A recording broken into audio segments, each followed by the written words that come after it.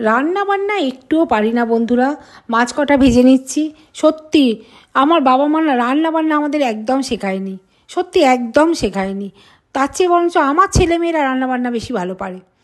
একদম রান্নাবান্না শেখায়নি। আমার বাবা তো একটু বাসনও ধুতে দিত না। কেন? বলতো যে আমার মেয়েদের আঙুল সুন্দর তো, তাই আঙুল খারাপ হয়ে যাবে। এত আদর দিয়ে বাঁদর। আসলে আমাদের করতেও হতো না, কারণ আমাদের জয়েন্ট ফ্যামিলি ছিল প্রথম দিকটা। তারপরেতে যখন আলাদা হয়ে গেছিলাম, মানে জয়েন্ট ফ্যামিলি থেকে হাঁড়িটা আলাদা, বাড়িটা একই ছিল তো, কিন্তু তবুও তখন আমার মাই সব করতো। আমরা স্কুল কলেজে যেতাম তো, হয়তো কোনো কোনো সময় করেছি, কিন্তু সেটা সে মানে দারুণভাবে গুছিয়ে গাছিয়ে কোনো দিনই করিনি, শিখিনি।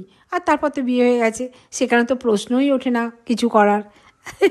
তাই রান্নাবান্নার হাত আমার একদম ভালো নয়, একদম ভালো নয়। ওই গোঁজা মিলে সোজা দিয়ে করে দিই। তবে অবশ্য বিয়ের পর আবার রান্নার লোকও ছিল, মানে রান্নার মানুষ ছিল, তিনি রান্না করতেন। তাই জন্যে শাশুড়ি মা করতেন। মা করেছে বাপের বাড়িতে, আর বিয়ের পর শাশুড়ি মা রান্নার মানুষও ছিল।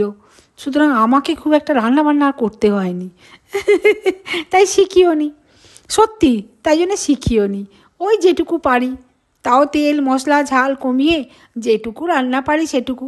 আজকে ভাবলাম রুই পোস্ত করব, তাই জন্য এই রুই মাছটা ভেজে নিলাম, সব মশলাপাতিগুলো দিয়ে দিলাম, আদা রসুন নুন হলুদ পেঁয়াজ কাঁচা লঙ্কা টমেটো সব একসাথে দিয়ে সেগুলো প্রথমে সিদ্ধ করে নিলাম।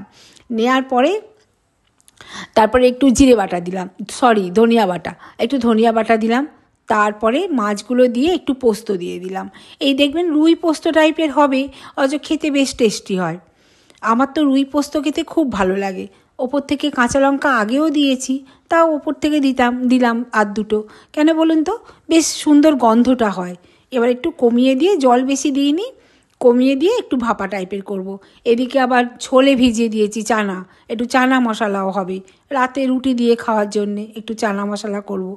তো ওটা একটুখানি ভাপে বসিয়ে দিয়েছিলাম। দেখুন জলটা কমে গিয়ে কী সুন্দর রুই পোস্ত হয়েছে, দেখেছেন? কি অপূর্ব! এই যথেষ্ট, আর কি, যা হোক করে খেতে পারলেই হলো। খুব একটা টেস্টি না হলেও খেতে মোটামুটি খারাপ হবে না, এটুকু বলে দিতে পারি। সব মশলাই তো দিয়েছি, কোনো মশলা তো বাদ দিইনি, তো খেতে খারাপ হবে কেন?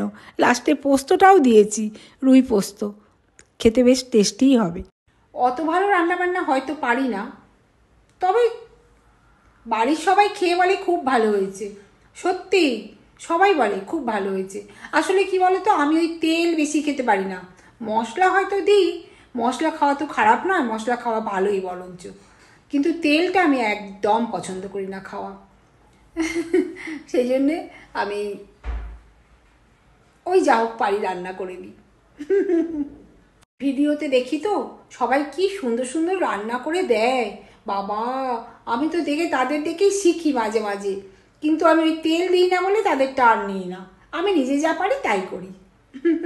আর আমাদের বাড়িতে খাওয়ার আবার খুব ঝামেলা আছে, এটা খায় না, ও সেটা খায় না, আমি নিজে ওটা খাই না, তো সুতরাং এই যা পারি তাই।